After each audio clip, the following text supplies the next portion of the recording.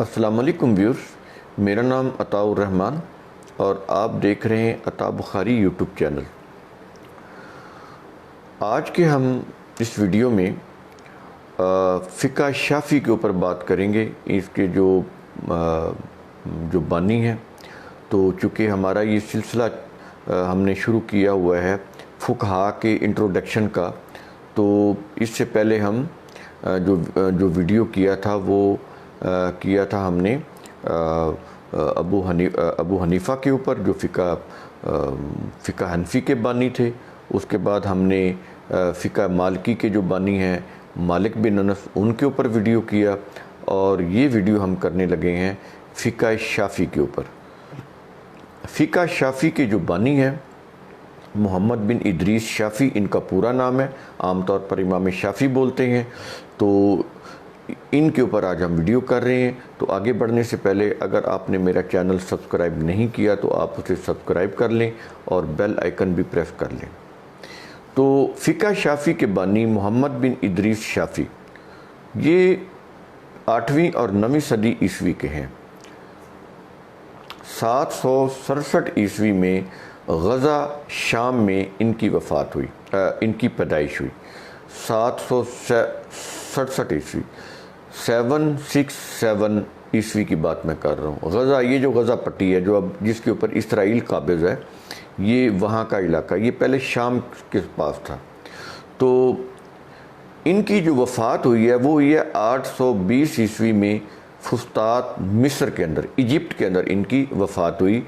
ये मैंने बताया आपको कि ये मिस्र के थे। तसानीफ़ जो हैं इनकी, क्योंकि इनका ज़्यादा अरसा मिस्र में गुज़रा है और इनका जो इल्मी काम है वो फिर ज़्यादातर ये बगदाद में आते रहे। हारून रशीद के दौर में इनकी फ़िक़्ह जो थी काफ़ी पॉपुलर हुई थी, तो इस तरह से इनका बगदाद में काफ़ी आना जाना था।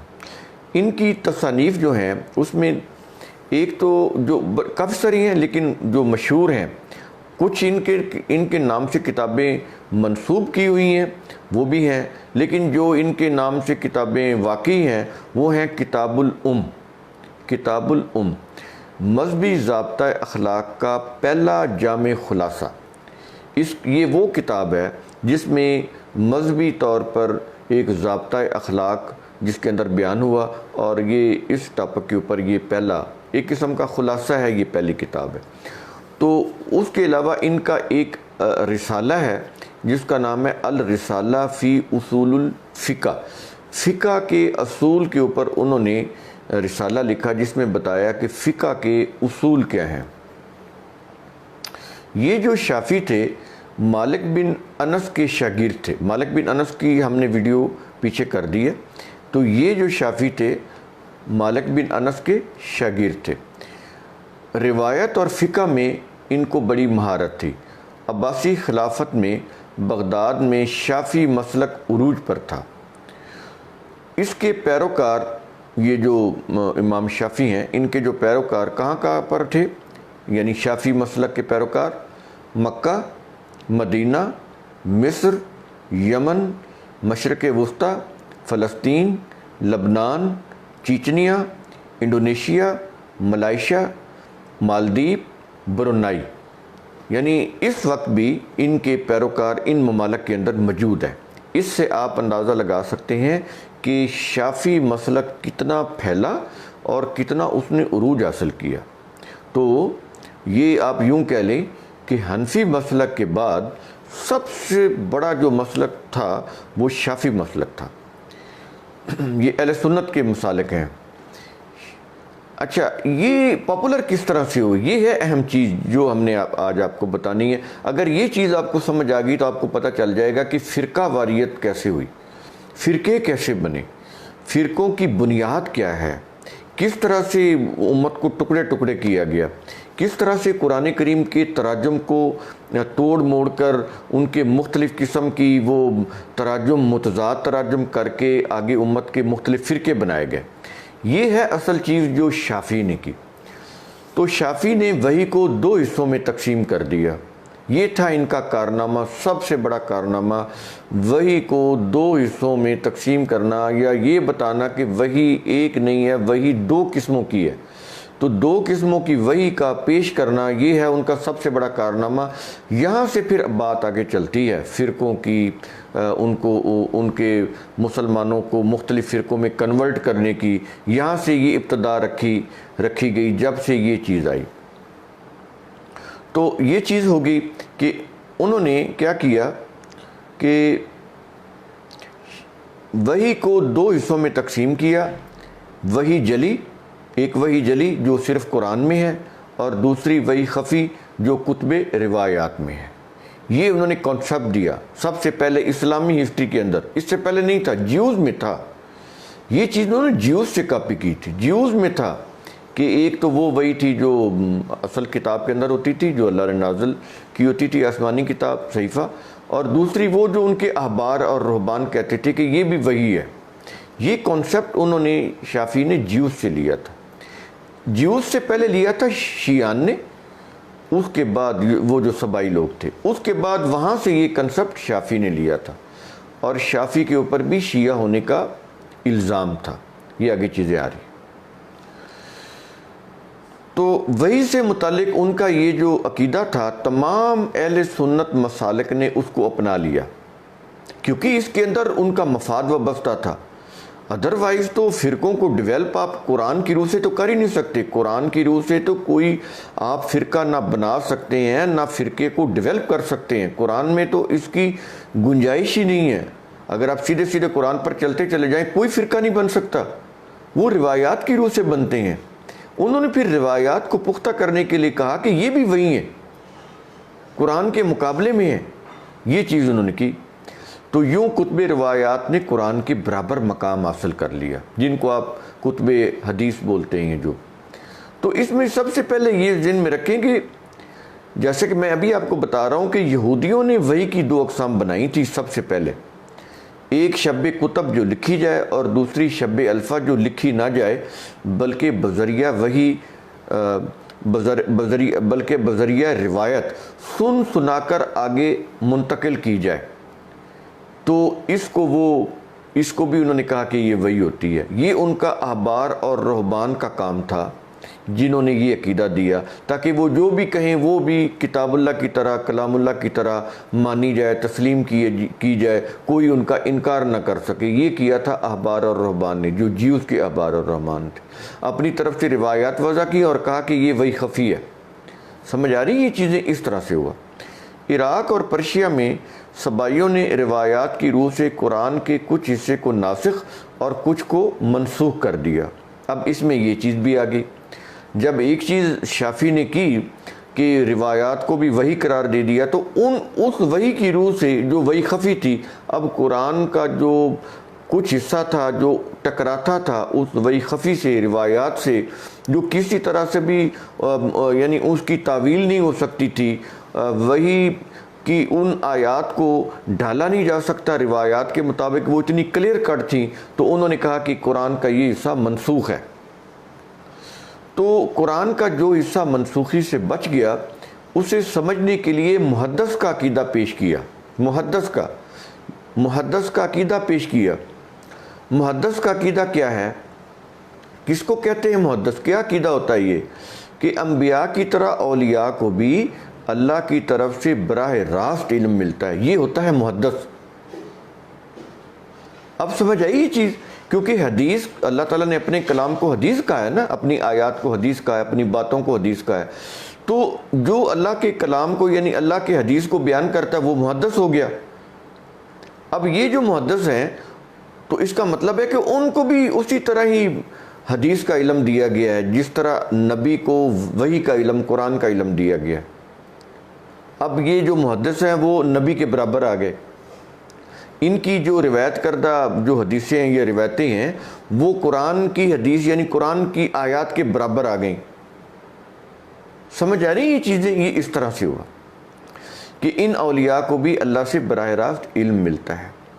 تو اس کی روح سے وحی کی دو اقسام بنائیں، ایک قسم اللہ کے نبی محمد صلی اللہ علیہ وسلم پر نازل ہوئی تھی اور دوسری قسم ان کے ائمہ پر نازل ہوئی، جو اہل تشیع کے ائمہ، جن کو اہل تشیع کہتے تھے اپنی طرف سے کہ وہ ہمارے ائمہ ہیں، تو ایک وہ ان کے اوپر نازل ہوئی بقول ان کے۔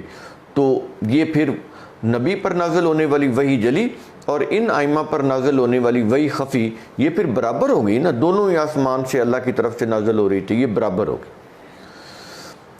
اسی طرز پر شافعی نے وحی کی دو اقسام کا عقیدہ وضع کیا، انہی پہلے یہودیوں سے اہل تشیعوں میں آیا، اہل تشیعوں سے پھر کاپی کیا شافعی نے، تو اہل سنت میں لے کر آ گئے، تو یہی چیز پھر اہل سنت میں بھی آ گئی، یہ اس طرح سے ٹریول ہو کر آئی یہ چیزیں۔ اس میں اہل سنت مسالک نے فقط اتنی سی تبدیلی کی کہ ان کے مطابق یہ دونوں اقسام اللہ کے نبی محمد صلی اللہ علیہ وسلم پر نازل ہوئی تھی، یعنی اہل تشیع نے تو یہ کہا تھا نا کہ قرآن کی وحی نبی پر نازل ہوئی ہے، اور جو روایات کی جو وحی ہے وحی خفی وہ ہمارے ائمہ پر نازل ہوئی، تو اہل سنت میں جب یہ عقیدہ آیا تھرو امام شافعی، تو اس میں تھوڑی سی اتنی تبدیلی کر دی گئی کہ یہ دونوں قسم کی وحی جو ہے نا وہ رسول پر ہی نازل ہوئی ہے۔ تو پھر رسول صلی اللہ علیہ وسلم تو قرآن دے کر گئے تھے، تو وہ تو وہی ہوگی، لیکن روایات تو دے کر نہیں گئے، تو وہ کیسے؟ وہ تو 300 سال کے بعد پرشین وہ جو راوی تھے انہوں نے کہا کہ یہ بھی ہیں اور یہ وحی خفی ہے، وہ تو 300 سال کے بعد آئی، 250 سال کے بعد یا 300 سال کے بعد، نبی صلی اللہ علیہ وسلم تو نہیں دے کر گئے، لیکن اہل سنت میں یہ تبدیلی کر دی انہوں نے کہ یہ دونوں قسم کی وحی نبی کریم صلی اللہ علیہ وسلم پر نازل ہوئی، بس اتنی تبدیلی کی، باقی انہوں نے عقیدہ یہ مان لیا کہ وحی دو قسم کی ہوتی ہے، ایک وحی خفی، ایک وحی جلی ہوتی ہے اور ایک وحی خفی ہوتی ہے۔ تو اس کا نتیجہ یہ نکلا کہ قرآن روایات کے تابع ہو گیا۔ اب جتنے بھی تراجم لکھے گئے وہ شافعی مسلک کے لوگوں نے لکھے تھے، کیونکہ وحی کا یہ کانسیپٹ، روایات کا یہ کانسیپٹ سب سے پہلے انہوں نے اہل سنت کے اندر داخل کیا تھا، شافعی نے۔ اب جتنے بھی تراجم آپ پرانے دیکھیں گے اس میں شافعی مسلک کی روح سے تراجم ہوئے، جتنی بھی تفسیریں آپ دیکھیں گے، جتنے بھی مفسرین دیکھیں گے وہ شافعی مسلک کے تھے، جیسے حافظ ابن کثیر ہیں یہ شافعی مسلک کے تھے۔ ان سے پہلے جو بنیادی جو first compiler of history, first compiler of تفسیر طبری، وہ بھی شافعی تھے، مسلک شافعی کے وہ بہت بڑے ماہر تھے شافعی مسلک کے، کیونکہ اس مسلک میں گنجائش بہت تھی قرآن کریم کے تراجم کو روایات کی روح سے تبدیل کرنے کی، تو یہ چیزیں اس طرح سے ہوئیں۔ تو اس کا نتیجہ پھر کیا نکلا؟ قرآن روایات کے تابع ہو گیا، جبکہ روایات قرآن پر حاکم اور اس کی ناسخ بن گئی، یعنی قرآن کو ناسخ کینسل کرنے والی بن گئی روایات کو، یہ حیثیت ہوگی پھر روایات کی۔ تو یہ اس طرح سے پھر چیز مدارس میں بھی چلی کہ ایک روایت جو ہے، ایک طرف روایت ہے اور ایک طرف قرآن کی آیت ہے، اگر قرآن کی آیت روایت کے خلاف ہے تو وہ کہتے ہیں کہ اس قرآن کی آیت کا ترجمہ روایت کے مطابق کرو، اگر روایت کے مطابق کسی طرح سے نہیں ہو سکتا، یہ اتنی کلیئر کٹ آیت ہے، تو پھر آیت کو منسوخ سمجھا جائے گا، حکم روایت کے مطابق ہوگا، یہ ہے فقہ۔ اس طرح سے فقہ بنتی ہے۔ اب سمجھ آئی کہ فقہ کی بیس کیا ہے؟ یہ عقیدہ جو میں نے ابھی آپ کو بتایا ہے، اس میں پھر قرآن نہیں ہوتا، اس میں روایات اس کی بیس ہوتی ہیں۔ تو یہ چیزیں سمجھ آئیں آپ کو؟ تو اب تمام مسلم ممالک میں مختلف فقہوں کے نام پر جو مذہبی قوانین نافذ ہیں ان کی بنیاد ان روایات پر ہے، قرآن پر نہیں ہے۔ ان روایات کو قرآن کے مقابلے میں سنت کا درجہ دے دیا گیا ہے۔ اب سمجھ آئی سنت کیسے بنی؟ روایات کی روح سے۔ پہلے وہ وحی خفی بنی، قرآن کے برابر آئی، پھر اس نے قرآن کو کینسل کیا، ٹھیک ہے، پھر وہ اس کی روح سے پھر قرآن کی آیات کو کینسل کر کے پھر وحی کی ان روایات کے اوپر فقہ کی بنیاد رکھی گئی، فقہ کی بیس رکھی گئی، فقہ کو اس کو فارمیٹ کیا گیا، اس کی فارمیشن کی گئی، اس کو بنایا گیا، فقہ کو مرتب کیا گیا۔ تو یہ اس طرح سے چیزیں ہوئیں۔ تو ان روایات کی روح سے پھر قرآن کی تفسیریں کی گئیں، یعنی فقہ بھی ان روایات کے مطابق مرتب کی گئی، تفسیریں بھی اس کے مطابق کی گئیں۔ جو شروع میں زیادہ تر آپ دیکھتے ہیں، جیسے کہ میں نے آپ کو بتا رہا ہوں کہ شروع میں جتنے بھی قرآن کے تراجم اور تفسیریں لکھی گئیں وہ شافعی مسلک کی روح سے لکھی گئیں۔ بعد میں پھر حنفی مسلک کے مطابق بھی تفسیریں لکھی جانے لگی، لیکن شروع کی تفسیریں ساری کی ساری شافعی مسلک کی ہیں، جس میں نے آپ کو بڑی بڑی مثالیں دی ہیں طبری کی اور ابن کثیر کی۔ یہ سارے شافعی مسلک کے پیروکار تھے۔ اس کے بعد آ جاتے ہیں ایک اور مثال کہ میں آپ کو سمجھاتا ہوں کہ ابو بکر جساس، یہ حنفی علماء میں بہت بڑے عالم ہیں۔ ان کا دور کیا ہے؟ 981 عیسوی، یعنی 10ویں صدی عیسوی کے آخری دور کے یہ ہیں۔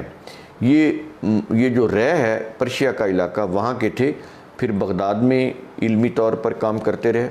انہوں نے فقہ حنفی کی بنیاد پر پہلی تفسیر احکام القرآن تصنیف کی تھی۔ کنہوں نے؟ ابو بکر جساس نے۔ اس سے پہلے کوئی تفسیر نہیں تھی حنفی مسلک کی، یعنی پہلے قرآن جو تھا وہ پیش ہوتا رہا شافعی مسلک کی روح سے، اب مقابلے میں پیش ہونے لگا حنفی مسلک کی روح سے۔